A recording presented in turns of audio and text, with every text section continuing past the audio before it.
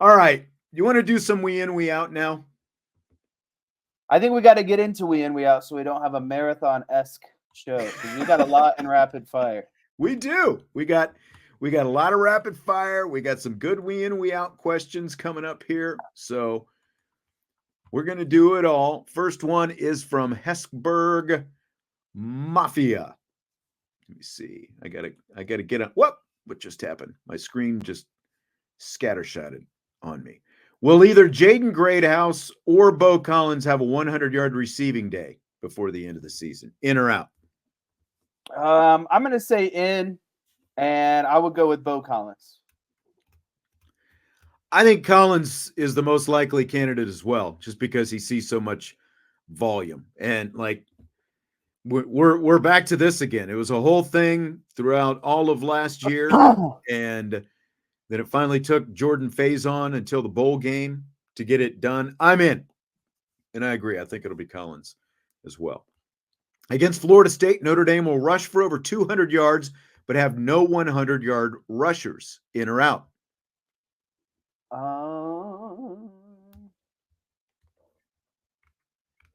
I'm going to say out.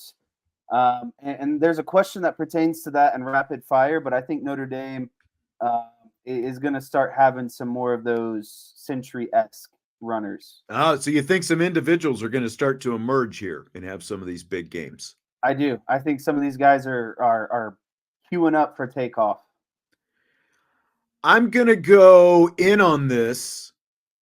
Notre Dame will rush for over 200, but have no 100-yard rushers, because the way it's split up right now with Riley Leonard, Jeremiah Love, and Jadarian Price, it's the 100-yard games are becoming fewer and far between in terms of the runners.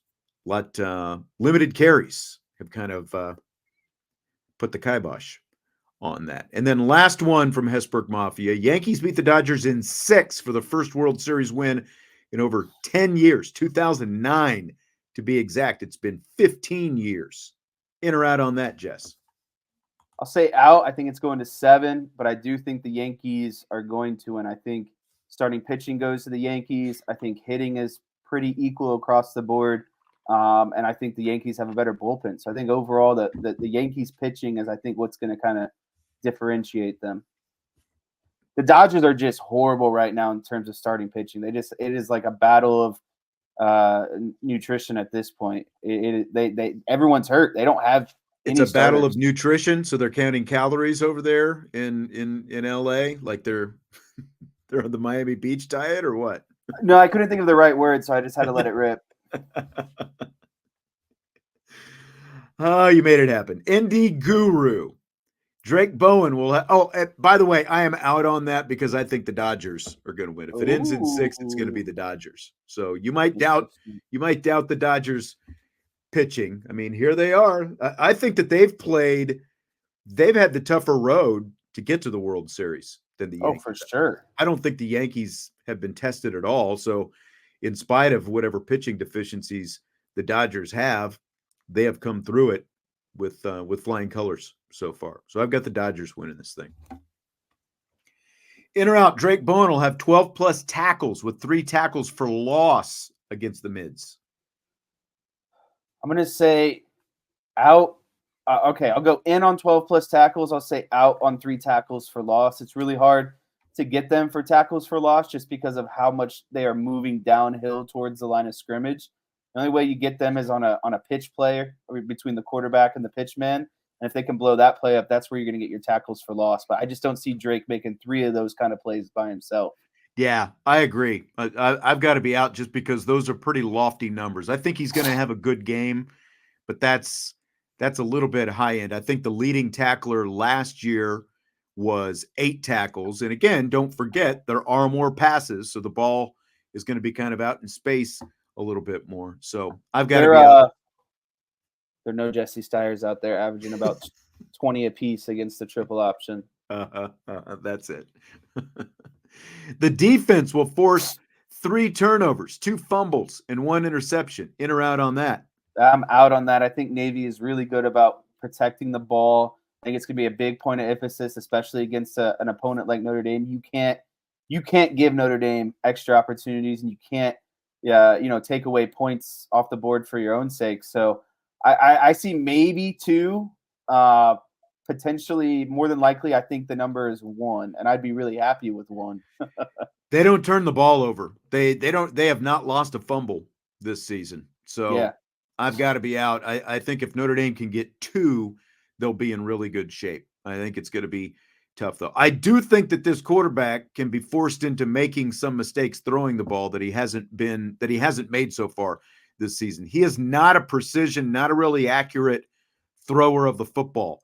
Like he'll throw that thing up for grabs, and I've talked about how so many of the passes that you see him completing are to one of those slot backs who are wide open because they just kind of get lost and someone misses an assignment. But I do also think that, with kind of some of these deep fades and that kind of stuff that he throws, that allows Notre Dame's secondary, which is going to be the fastest that they face this year, more closing speed opportunities to make some plays. So the thing that I'm most curious about is this guy hasn't been forced into pressure. And I think that he's going to face pressure from Notre Dame's secondary, from the defensive line, from the linebackers. So what I'm looking for is can he use that pressure and make diamonds, or is it going to be him essentially crumbling? Because I just don't think anyone's really applied that kind of pressure yet. I think maybe he's had a little bit of a coast going on these first 6 games. I think so too. Again, Notre Dame, 10th ranked defense in the nation. They haven't faced anything like that so far. Final one, Notre Dame men's basketball makes the NCAA tournament. In or out on that? I'll go in on that. I like what I saw last season, and I like what they've done in terms of recruiting, going forward. So I'm going to say that they'll be one of those bubble teams, but I think they'll sneak their way in. I think they're going to be right there as well. I think we saw really good progress at the end of last season, and they've got a good core coming back. Obviously, you get Marcus Burton back and all those young guys. Last year was a big learning curve, but I think they'll find themselves in the mix at the end of the season. A lot of good things trending in the right direction. Domer Grizz, Riley Mills should have been playing as well in the first 4 games as he has in the last 3. We in or we out on that? I think that's a really hard question to kind of answer. I think that you can still be effective outside of the snaps. And maybe we don't know what Riley Mills had going on those first couple of games. Maybe he had something aching that, people weren't really kind of talking about or disclosing, right? But I do think that he has played better as of recently. But it's hard to say because he was a really good player last year, right? And so it's like I don't know how you could drop off all of a sudden. So I just think that it might have come down to just not being as prominent in the box score, but still having an impact on the game. Yeah, I mean, he is definitely producing more. Like even if you look at his PFF grades, his last 2 games, he has graded out the highest. He got an 81.9 overall defensive grade last week after a 74 against Stanford the week before that. And again, like if you look at early in the season compared to where he is now, their grades basically line up with what we've seen from Riley Mills in his play the last couple of games. So, I mean, I think we all would have liked to have seen a lot more from him, but again, it's weird how this really it was around this middle of the season last year where it felt like he started to kick his game up a notch or 2. So, hey, take what you can get. Don't complain that he's playing really well right now. That's what they need. And in this game and against Army, it's going to be really important. Come on, scroll. Here we go. Okay, Mr. Gilmore with a bevy of questions that he came with. He had part 1 and part 2 in a couple of different posts that he had. So, number 1, Marcus Freeman's handling of the offensive coordinator position has been very good considering the high turnover in his first 3 seasons. Look at Brent Venables and Oklahoma and compare. I'll go ahead and read. He says, part 2, Freeman was smart to go with a veteran portal quarterback, especially since he was bringing in a new OC. Sometimes going young at quarterback with a first-year OC can lead to disaster. See Oklahoma again. So, are you in or out on those? I am out on the first one. I don't think he handled it very well. I think his first season with Tommy Rees, it was just kind of the cards that he was dealt. I don't think he was really going to come in and make all these, like splashing changes. And I think that the team wanted some sort of, a team doesn't like, in terms of like when Brian Kelly left, they don't want to just see everyone else kind of fly out of the room too, right? So I think keeping Tommy Rees around provided some sort of stability, and I think that Tommy Rees is a really good offensive coordinator too. So, that was kind of, it is what it is. I didn't agree with Jared Parker year 2, but I don't know how much that was forced on him because obviously he wanted Andy Ludwig. He wanted Ludwig, yeah, right. And so that's you would have to go talk to Jack Schwarbrick about year 2 and ultimately, what was kind of decided there. And so if that was the case, I do think he handled Jared Parker really well. And then obviously year 3, he hit it out of the park by getting, probably the most, a top 5 college OC that there was. So I do think he's done a great job, but I do think that, at times, especially last season, he could have been a little bit better.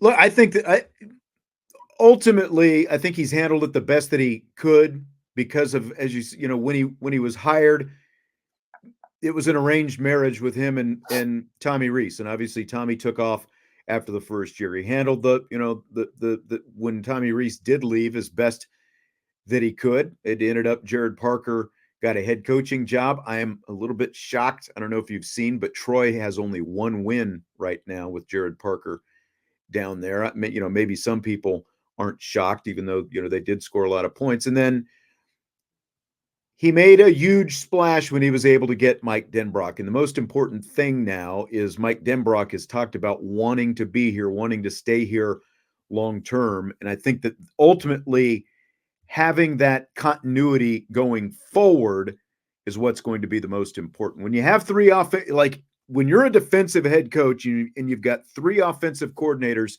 in 3 years, that is not an enviable situation. And like Vince and I were talking yesterday about Jaden Thomas's comments about he's also had 3 position coaches since he's been here, like 3 wide receivers coaches. So think about that. There's been, and you've had a couple of offensive line coaches already as well. So there's been a lot of turnover so far. So I do think he's handled it the best he could.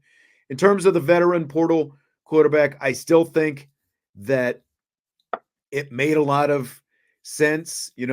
No one saw Northern Illinois coming, but at the end of the day, I think for what this program needs, I think everyone wants to see them start to obviously develop their own quarterbacks through recruiting, and I think we're finally going to kind of see that starting with next year. So what I would say about that is when you're Marcus Freeman and you are a first-time head coach and you're at the University of Notre Dame, the expectations from this fan base is to win.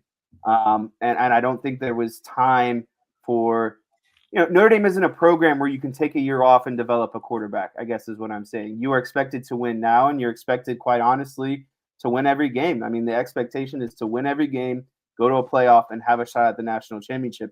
I don't think you can do that when you have to take a year off and develop a quarterback. There's no, again, the fans aren't going to be happy with a 7-5, 8-4 season because you decided to take a year off and develop a quarterback. You have to get someone that can come in now and win. And I don't think it's fair to the rest of the team either, especially when you have a defense playing at the caliber that Notre Dame does.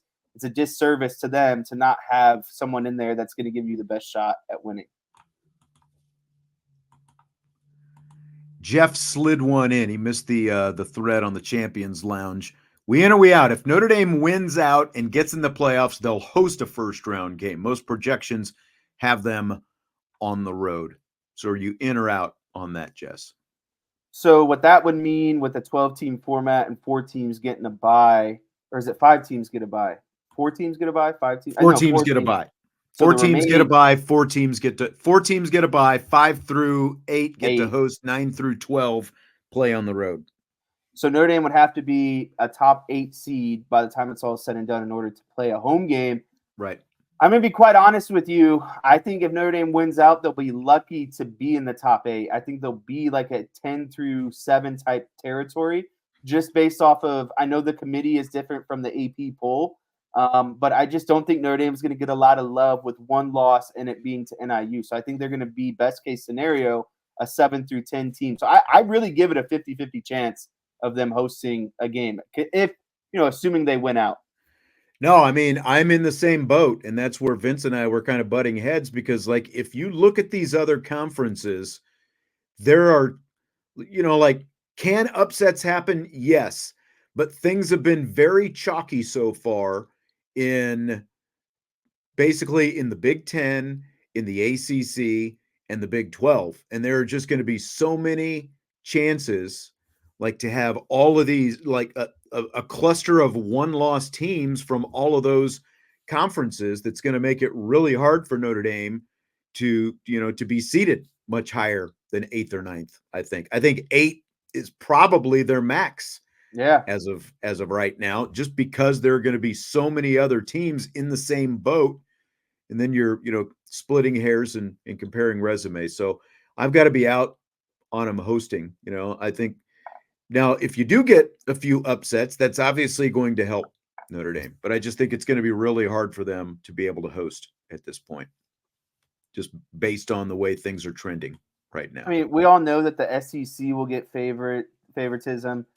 I just think that there's going to be, outside of the top 4 conference winners, I think an at-large Big Ten team, an at-large SEC team gets ahead of Notre Dame. So that's already 6 spots accounted for. So that just leaves, 7 and 8 really kind of 2 at-large bids for Notre Dame to get. So like I said, I think it's a 50-50 shot. They definitely have a chance, but they need as many teams to lose as possible and Texas A&M to win as many games as possible. Yeah, I mean, we're going to get the first rankings coming out here in a couple of weeks. So I see like Jeremy and Tommy talking about the committee loves them. I mean, that'll give us a much better feel for what Notre Dame's chances are, because it is just human polls that we're going off right now. And there does tend to be some differences, and sometimes major differences, between human polls and the college football playoff poll based on what that committee does. But, again, Notre Dame has a bad loss. There's no way around that. And the biggest thing they have to hang their hat on right now is Texas A&M, and Texas A&M has to keep winning. And again, as like Notre Dame fans want Texas A&M to keep winning, are they going to keep winning? They've got LSU this week. They've got Texas at the end of the season. Those are going to be, the big 2 for them. And in that case, even Notre Dame is competing against Texas A&M. So where the committee puts them, That just led me to my next little fun question for you. If Texas A&M beats LSU this week, what are the odds Texas A&M jumps Notre Dame, even though Notre Dame has beaten Texas A&M? There's a good chance that they might, because again, I just feel like if Notre Dame beats these service academies, even though they're ranked right now, especially depending on what the score looks like, what the game looks like, all those different things, I don't know that I'm not sure that Notre Dame is going to get a lot of credit for that. That they'll still be looked at as, you beat a service academy, that kind of thing. Yeah, I mean, a team is good until Notre Dame beats them, is what it comes down to. And that's typically how it usually goes, right? By the way, Tommy's got something for you here. Say the word swear. Swear. Now say swore. Swore. Now say Swarbrick. Swarbrick. There you go. He gets on me every time. Not related to Kyle Schwarber in any shape or fashion. Giving Chris Mitchell and Jaden Harrison a ton of snaps at this point doesn't make much sense, Andrew Gilmore says. They aren't overly productive. Go young and develop KK Smith and Micah Gilbert. He thinks they can match the current production. Are you in or out on that? To be out on that. I still think there is something to be said about experience and kind of big game moments, right? And still the ability to block on the perimeter and do your job in the run game. I think that's still an important part of this. And again, it's not just all about physical talent at some point. It's still kind of being at the right place at the right time. And that's what Mitchell and Harrison have proven to do at past schools and at Notre Dame. And we all know that Marcus Freeman's a big guy of who they can trust on the film or on the field, right? And so I think right now there's just more trust in those older guys, and especially as you're going down, in the back half of this season, all of these games are more important. And especially considering, everyone's talking about making the playoffs. Well, you got to win these games. There's no room for error. So I don't think there's any time to kind of mess around with, developing some young wide receivers. Yeah, I mean, Mitchell doesn't have a ton, 11 catches for 115 yards, but he's still their third leading receiver right now. I mean, he had one catch last week. He had 4 catches, a couple of weeks ago against Stanford. And remember, I'm not saying that KK Smith is going to drop every ball, but he had a drop when he had an opportunity a couple of weeks ago. So, a lot of this still has to do with the quarterback and the system and just everything else. So I don't think you just throw a couple freshmen out there, because they've shown that this coaching staff has shown that they will play freshmen. They'll play freshmen if they think that they should be out there. So KK is obviously a redshirt freshman because of his injury last year, but that's just I don't think that that's the route that you go. I think that you still play the guys who you think give you the best chance, and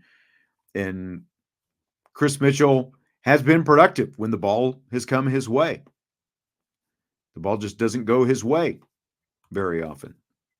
I think there might be one on him coming up here in a little bit, if I remember right. Now, another one from Andrew. Chad Bowden's recruiting at wide receiver has simply not been good enough. It was the most glaring hole on the roster when he took over the recruiting operation in 22. If he does not sign a major wide receiver class in 26, Notre Dame should consider replacing him. Sounds drastic, but you can't win a championship with a lackluster wide receiver room. Look, there are a lot of different reasons for this. And again, I don't follow recruiting closely enough to know every reason. But again, when you look at what's going on the defensive side of the ball right now with all these young stud, talented guys out there producing, Chad Bowden is also a part of that. So it's not like you can just completely disregard that because the wide receiver recruiting isn't exactly where you need it to be. So I've got to be out on this because Chad Bowden has done far more good than any negative, at any deficit recruiting at one position. I mean, this is just a one position group thing. The rest of the, roster is in good hands. I mean, look at the running backs: Jeremiah Love, Jadarian Price, and Aeneas Williams. Like, those are all guys that Chad Bowden had a hand in, right? And I think the offensive line, while it's young, is going to get there. They have good tight ends. They have good linebackers. They have a good secondary. So, does it stink? Yeah, and I understand the frustrations and kind of venting it out here about the lack of production at wide receiver, but I think that'll naturally kind of take care of itself as, Mike Denbrock and his offense continue to, elevate at Notre Dame. Correct. DJ, Notre Dame, or Navy tight ends rather, average 14 yards per reception. That does not happen Saturday. We in or we out on that? So I hate the double negative there. Does not happen Saturday. So what are we actually? It doesn't happen on Saturdays. I think he just accidentally put a doesn't in there. I'm going to say he accidentally put the double negative, I should say. I'll go out on that. I think the guys you got to worry about, and this is the main thing you brought up, are those, those wing backs or those H-backs coming out of the backfield. But I think that Notre Dame will do fine. And honestly, too, some of those running backs that are going to kind of run some wheel concepts out of the backfield as well. I think that's more so who you have to be worried about.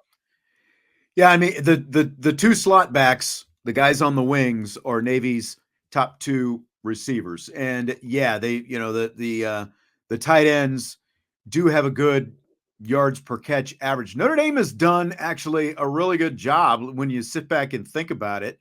They've done a good job of, tight ends have not made a big impact on opposing, for opponents in terms of the receiving game this season. So I don't see that. Like I think the only way that it ends up kind of being in that ballpark is if you have one or two catches and one of them goes for like 15 or 20 yards and like skews the average up. But again, like their yards per catch is there, but the volume is not there. They don't catch a lot of passes. Navy doesn't. Like Cody Howard, 3 catches, Jake Norris, 2 catches, Thomas Scully, 1 catch, Miles Slade, 1 catch. So I'm not concerned about that. Tommy coming in hot, writing a book on this one here. Man. So he says, let's talk about the future of college football. College football will inevitably break away from the NCAA. When that takes place, are we in or we out on each of the following administrative structures? Number 1, a czar/dictator, complete and total power over college football, a singular person to love or hate as necessary. The person would have a staff of advisors or not up to that person. Contract is for 10 years per term, cannot serve for more than 1 term. So it's essentially like you get your Roger Goodell kind of thing in that you've got a commissioner. I'll be out. Number 2, hold on. Let me get through all these and then we'll come back. We'll see which one you like the best. Number 2, representative monarchy, the king or queen with a parliament of 1 person per conference. Monarch gets 1 to 3 votes, dictates/vetoes per season. All other changes must be approved by Parliament. Monarch serves for 5 years, not more than 2 consecutive terms. Parliament members serve for 4 years, not more than 2 terms. After the first monarch, every new monarch, I love this monarchy thing, selected from and by the Parliament. And number 3, president and Congress, elected by the schools. Each school gets 1 member in Congress as well as each conference.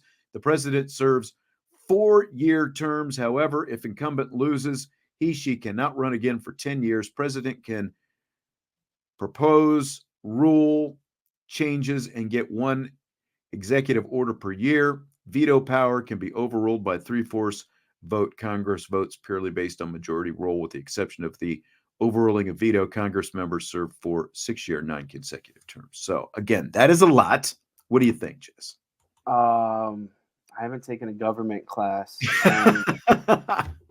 Being a sophomore in high school, so we're going on probably 13 years now of not taking any government classes. But let me. I can't say I absorbed all of that, first of all. So there's a lot.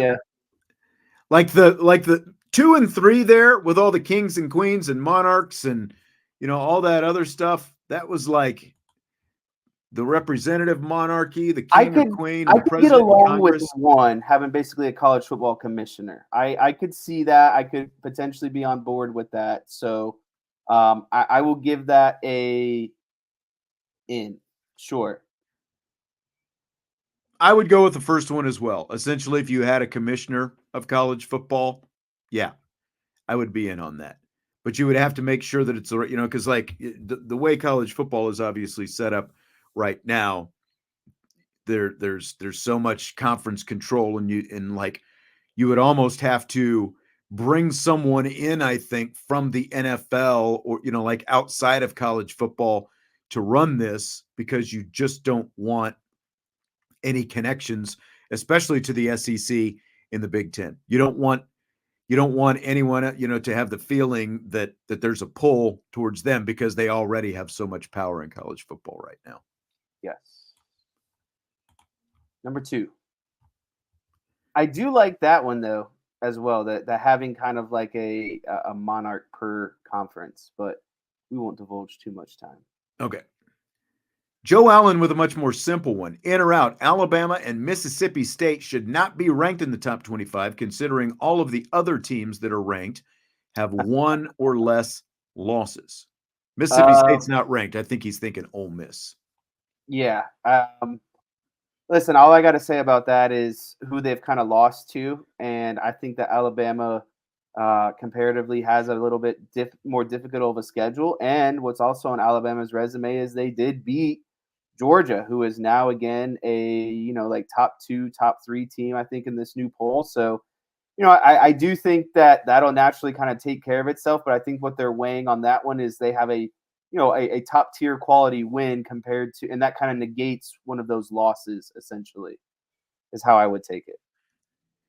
Yeah, I mean, Alabama obviously started off higher ranked. They did drop 8 spots after losing last week. So, I mean, yeah, I've got to be out just because I don't think you're going to fall completely out of the poll because you lost a couple of games. And like you said, I mean, the argument that people were making yesterday when Vince and I were having that debate was, well, Notre Dame still has a quality win over Texas A&M, and Alabama, their quality win over Georgia trumps that even. So even though they have a couple of losses, I wouldn't drop them out. Yeah, I mean, look, Vandy's ranked though this week, Joe. I mean, I know Vandy was not ranked at the time, but I mean, it's a major upset. But I wouldn't drop them completely. Notre Dame didn't get dropped out of the polls because they lost to Northern Illinois. So, does Vandy's loss get erased by beating number 1 Bama?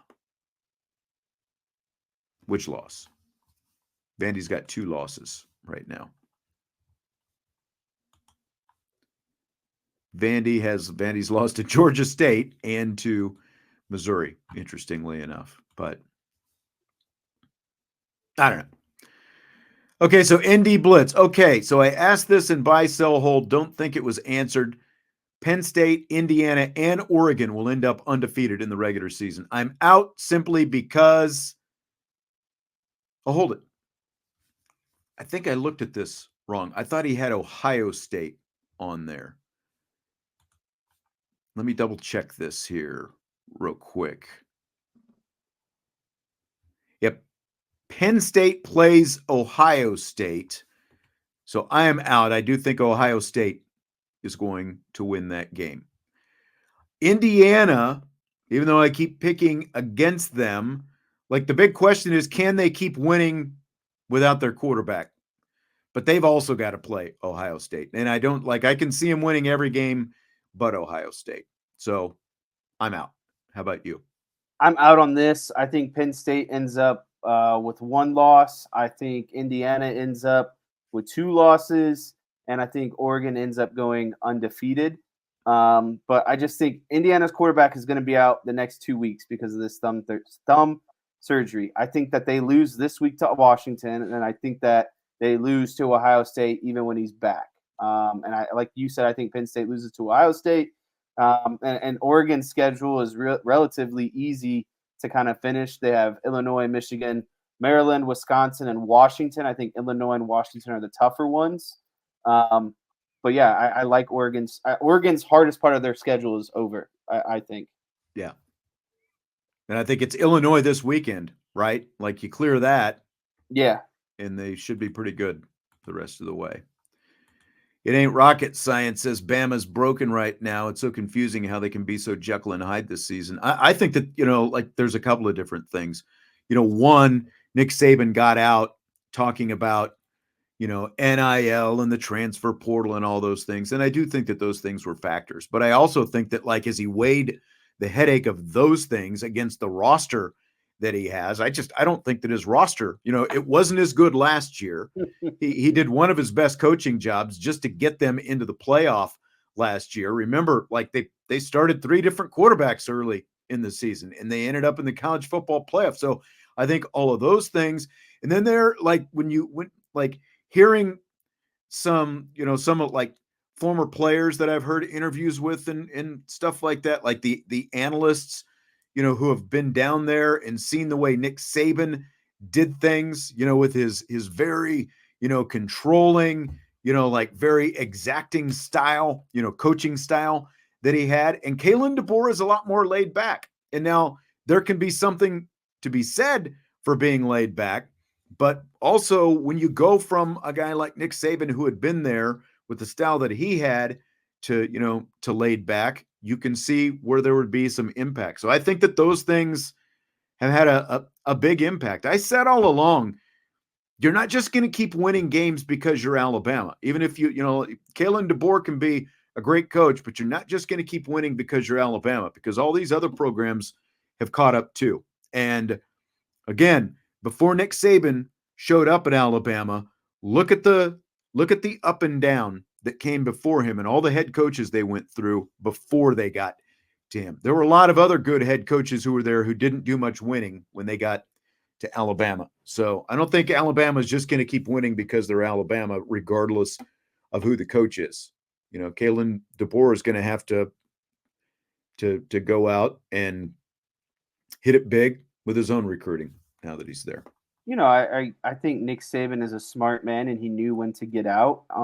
And you know, things were easy for Alabama because of the empire Saban built in terms of getting basically securing and stashing all of the high end recruits. But now with NIL and the transfer portal, if you're a 5-star sitting behind a 5-star, you're going to transfer, go get your money, and play somewhere else, right? So Nick Saban had a luxury; it got taken away from him.